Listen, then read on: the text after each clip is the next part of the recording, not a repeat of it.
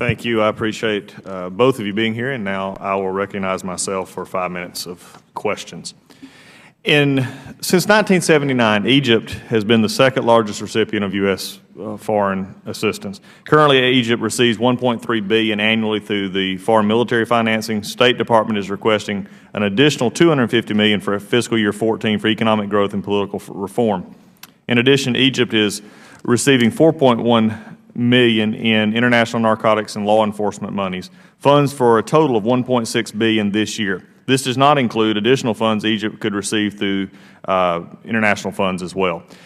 What conditions has the State Department put on the foreign assistance to the Egyptian government at this time?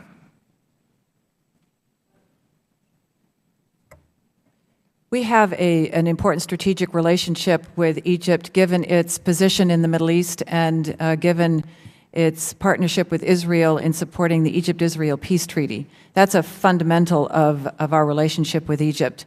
And we've been pleased to see how much President Morsi has worked to assure the maintenance of that peace treaty, peace in Gaza, and has worked, he and his military have worked well with Israel to maintain the ceasefire in Gaza that President Morsi helped to negotiate.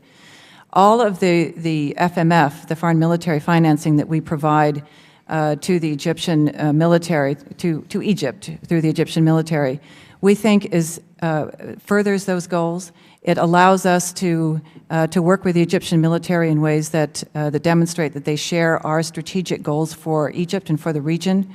The Egyptian military provides us considerable benefits, including overflight access, privileged access through the Suez Canal, counter-terrorist cooperation, access to the U.S. military, and we're increasingly working with the Egyptian military and with the Egyptian government on border controls and counter-terrorist operations.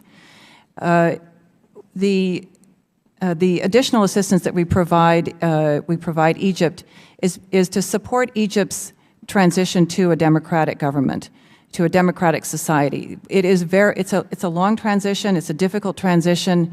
When you think how far Egypt has come since Tahrir Square, it's an impressive transition so far, but there's still a long way to go.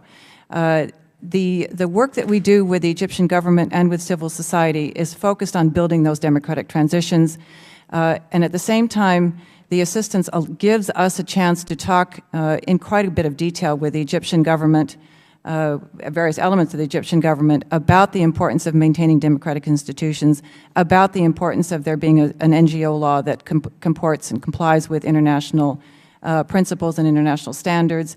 It allows us to talk in quite a bit of detail about the importance of religious freedom issues, protection of minorities, protection of women, and the kinds of things that we think are important in terms of U.S. values. Nothing that we do with Egypt is automatic. We are able to keep a string on anything that we may provide, so that we can be certain that the assistance that we provide Egypt is being used in the way it's meant to be used, and so that we can continue to maintain the dialogue that we need to, both with the Egyptian government, with the opposition, and with the Egyptian civil society. Okay, Ambassador, I appreciate that. I think the concern you have here is the Egyptian military and their working relationship. We understand. I think there's a concern, and we may get to this in a little bit, with the Morsi government itself being stable enough in the region. The reason I ask what conditions we have here is because the human rights organizations have stated that President Morsi has jailed, in his first 200 days in office, he had jailed more Egyptian citizens under the charge of insulting the president than even President Mubarak had.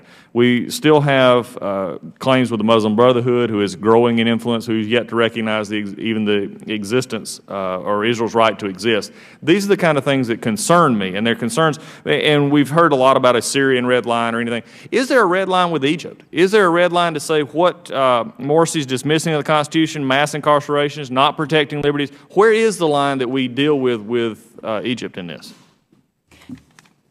As I said in my opening remarks, engagement, we think, is the absolute critical part of the work that we do in Egypt with the Morsi government, and with civil society there. We have lost not a single opportunity to speak with President Morsi and with his senior officials about the importance that we attach to speaking out against the judiciary when it undertakes the kinds of arrests that you've talked about. Those we find unacceptable. We've asked very recently, even as recently as yesterday, we've called on the Egyptian government to speak out against those, that those are not the measure of a democratic government. They are not the measure of the new democratic society that people fought for in Tahrir Square.